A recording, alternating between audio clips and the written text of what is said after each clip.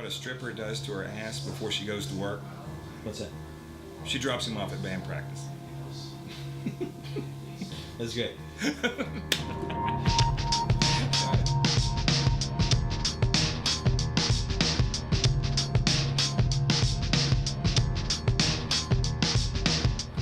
We found out about this contest through Asheville Grit and knew that if we won that, we'd have an automatic spot in the music video Asheville.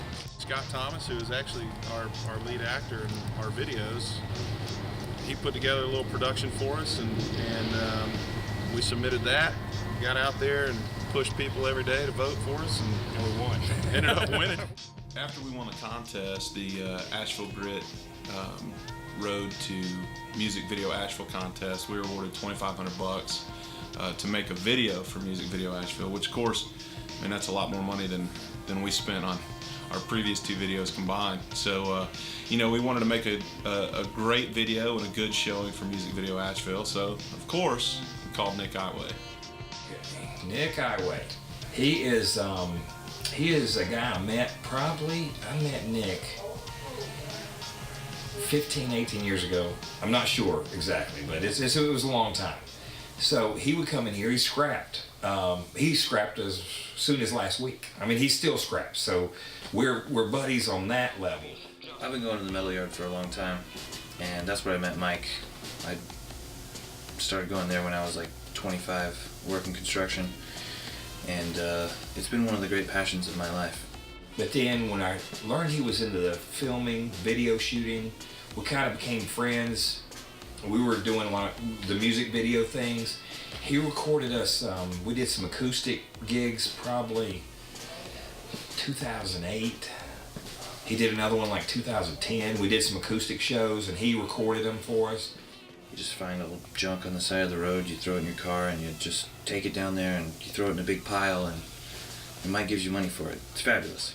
You know, we were talking about putting together our first music video, and I knew Nick in high school, and a mutual friend of ours kind of put us in contact with one another. Yeah, I approached Nick with an idea for the project, and he took it on, absolutely ran with it, made this killer, amazing video. And so the obvious choice for us for every video since has been to work with Nick. So we've always been kind of in touch with Nick. When all this started really happening with the video things, and especially since this Asheville Grit thing, we decided Nick was the only guy we were going to use, because he is a go-getter, gets the job done, takes care of business, knows what he's doing, and it's a huge production. It's a lot more involved for 4 minutes than you could ever imagine.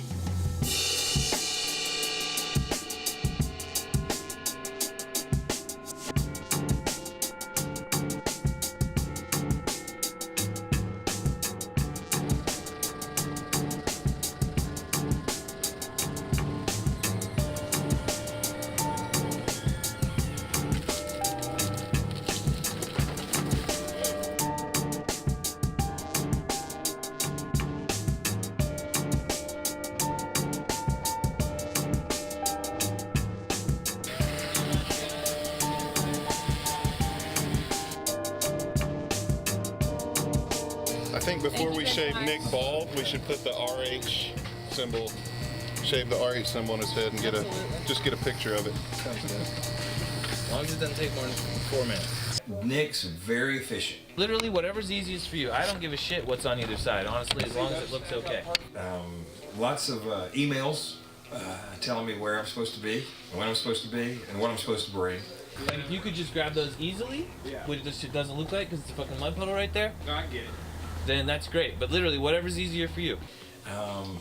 And likes people on time, likes it to run, and it does run smooth. We really get along with it. But the point is, it doesn't really fucking matter, honestly, so whatever's easiest for you. Okay. And the crew's been great. Everybody he hires, honestly, we've had nothing but great luck with. And I'm talking about from the actors, the grips, the running guys, everything, editing people, everything has just run really smooth with him.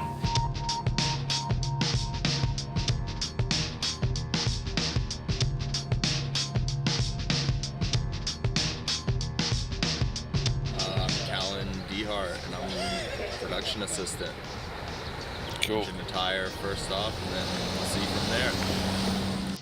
The crew that I've got for this video is outstanding. These are people I work with on a regular basis.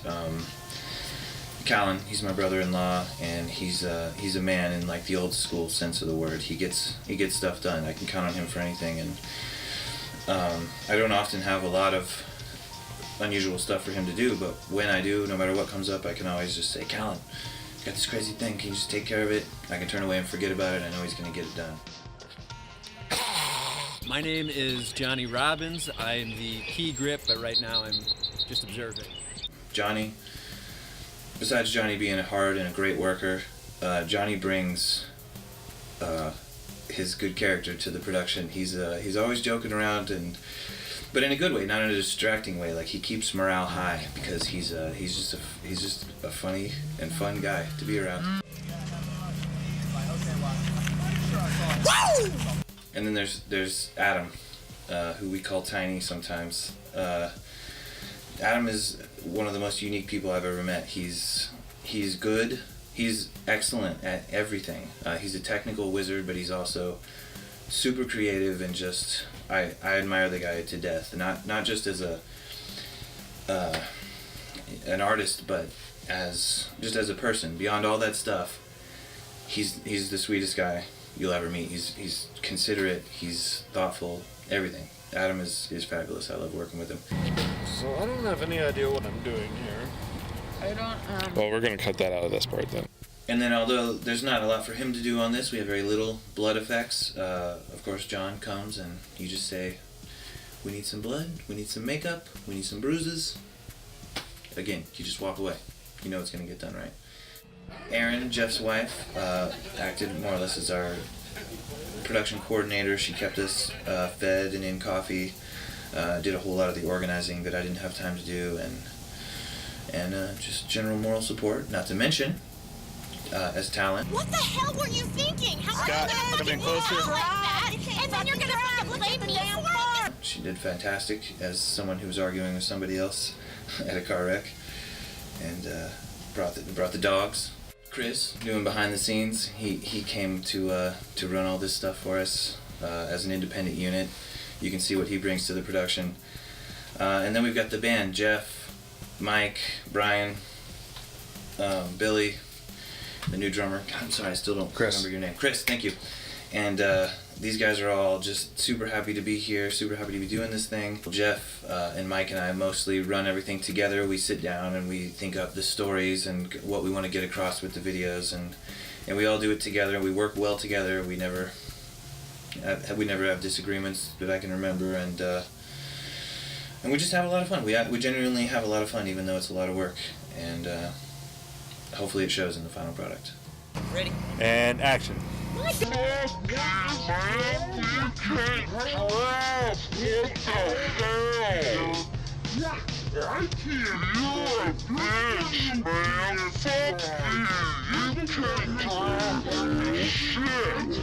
We won the Asheville Grit video contest because of our fans, and so we put it out to our fans to try to come up with a concept for the video that we made for Music Video Asheville. And a friend of ours, Scott Pruitt, came to us and said, hey, what do you guys think about doing PTSD? And so, we met with Nick, and he put together a script, and we kind of were bouncing ideas off each other, trying to figure out what's the best way to show this. And we really wanted to focus on kind of the trials and struggles that people who suffer from PTSD kind of live with every day. And we wanted to run with that, and we want to be really sensitive to the PTSD subject. And we knew that we were going to need local law enforcement support and things based on the script that Nick had come up with. And so we needed special permission to do certain things, and we needed access to uniforms and vehicles and stuff. And luckily, our buddy Scott Pruitt is on the police force.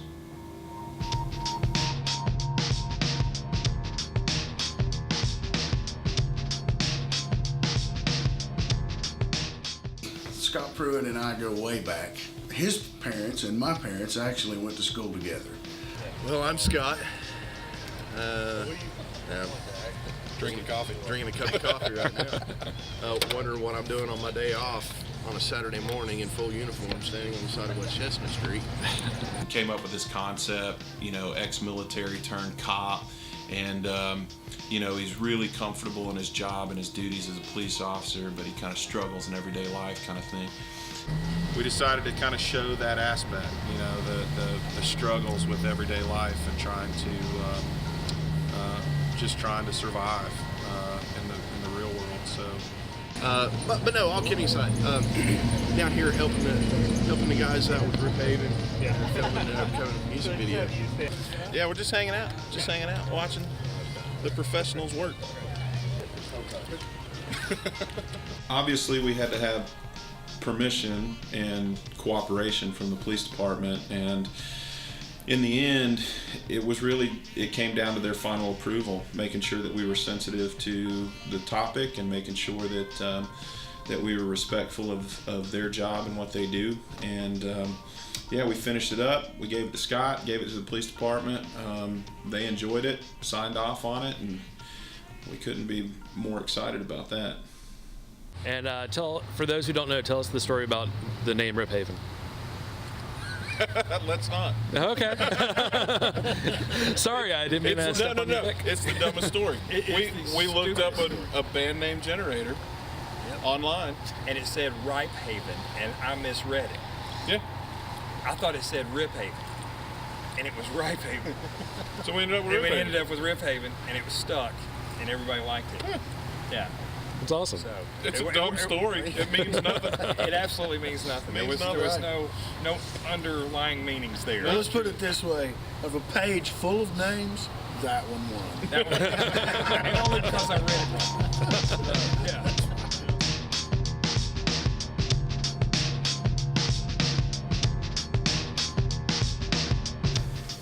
This is the best thing I've ever had musically as a total package.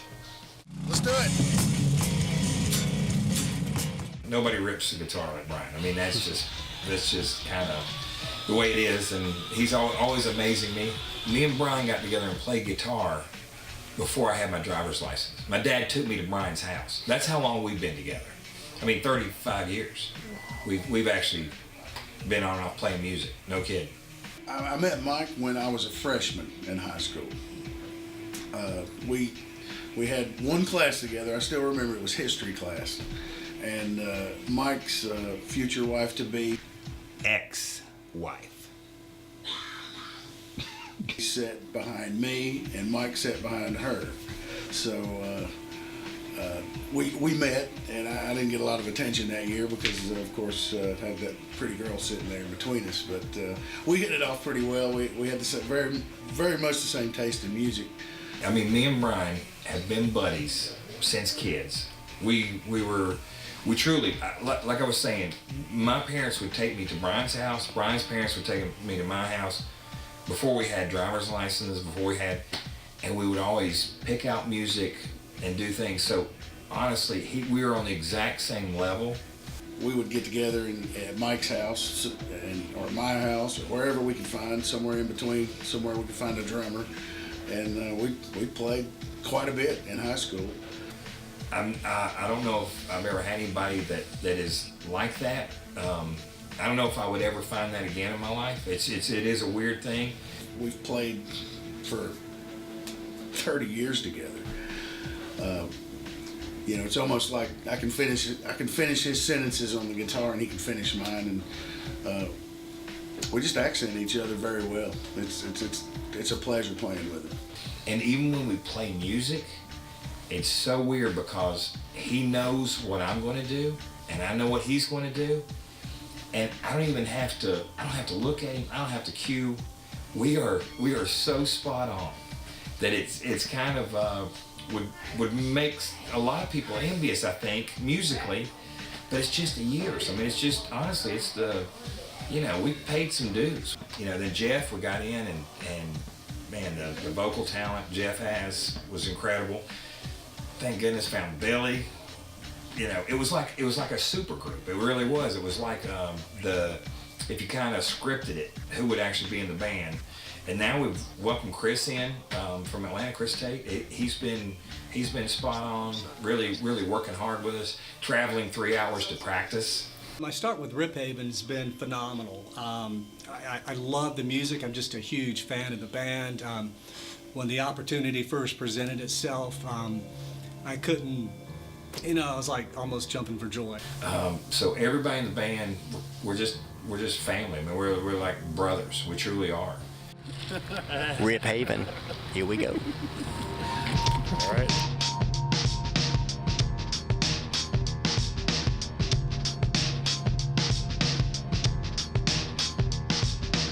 Right now we're setting up for these military flashbacks for Scott's character, and we're trying to make the metal yard look like the Middle East.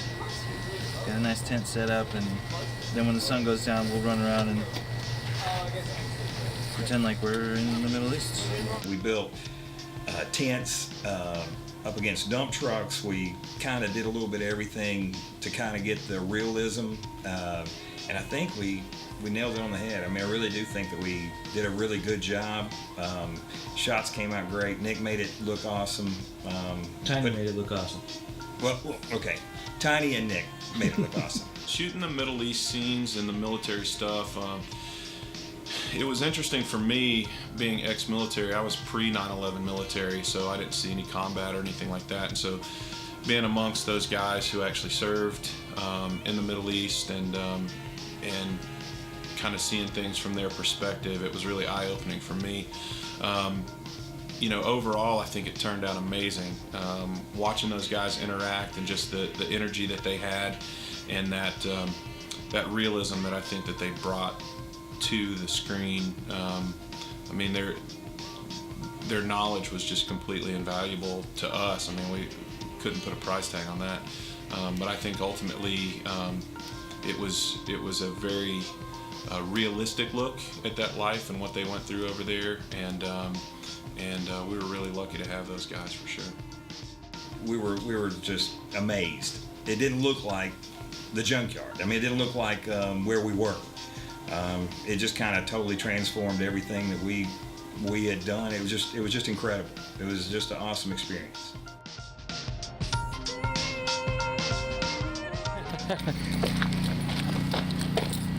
Is this thing going to flip awesomely? We'll find out.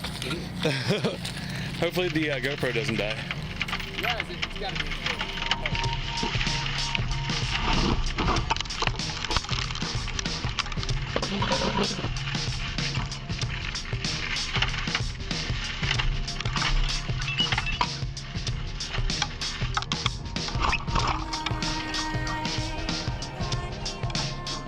The junkyard is such a wonderful resource. We've done every video at our junkyard, and none of them look the same, except for we've got a video for I Declare coming up that's going to be in a different location, which is odd for us. So the junkyard has been a wellspring for us.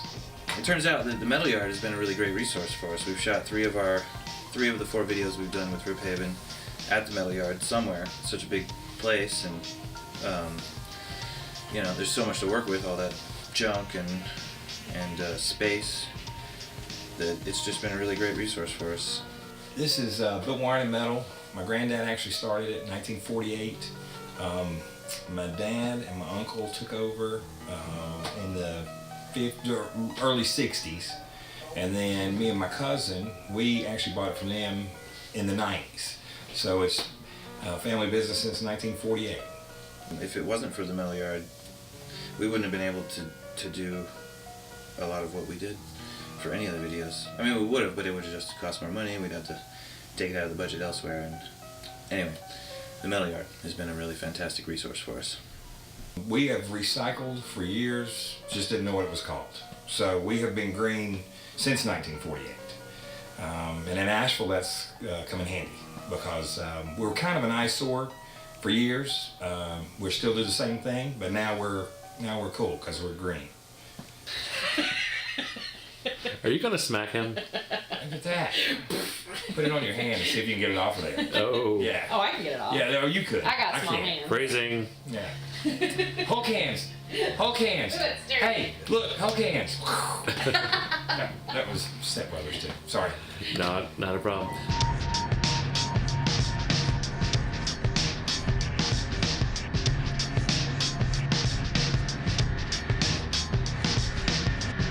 I mean, we're just going to keep plugging away. We have no long-term goals as far as that's concerned. I think the big thing, we take it a day at a time, a song at a time, an album at a time. We keep trying to progress the best that we can as a band and as musicians and as a team. And we'll see what the future holds. I mean,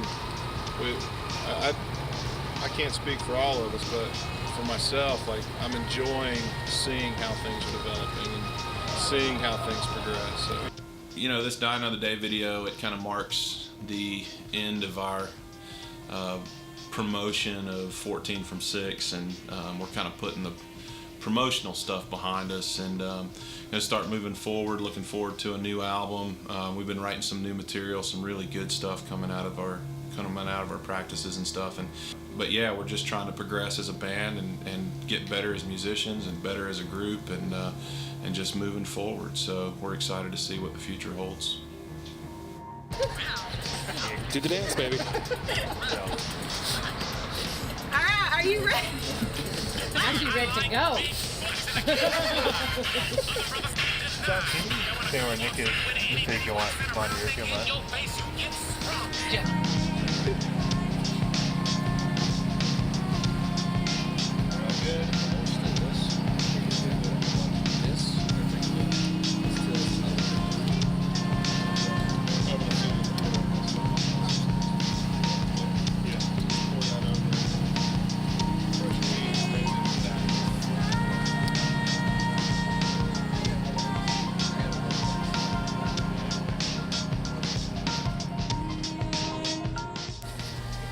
Big shout out to our on-set barber. That's right. Taking pride in this. All right. All right. Very good. Station that I walk into. Talking about making pasties. people needing pasties. It's a needed thing. We contacted a friend of ours, Scott Thomas. If you watch all of our videos, you'll see him in all of them. He's an actor friend of mine. I think he does a great job. Nick contacted him, presented him with the script, said, hey, what do you think about this? And he was willing to take on the challenge. It was a challenging role. I feel like it was a really challenging role, and he brought an emotion to it that we weren't necessarily expecting, but definitely were impressed with. And yeah, he's a great actor, and he did us a solid for sure.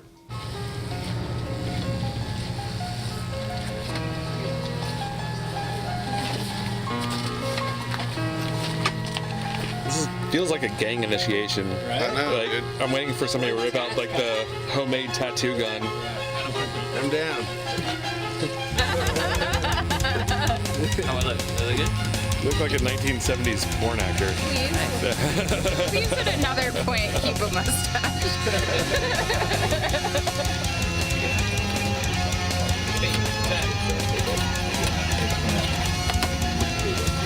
I didn't recognize you. Nobody does, man. Yeah, so it'll just be tie, and then just slow, open the door right on your cue, and then just real slow, get out like this. But we won't actually see you, it's just in case we run the thing long enough, like use it for a long bit. Awesome. Thank you.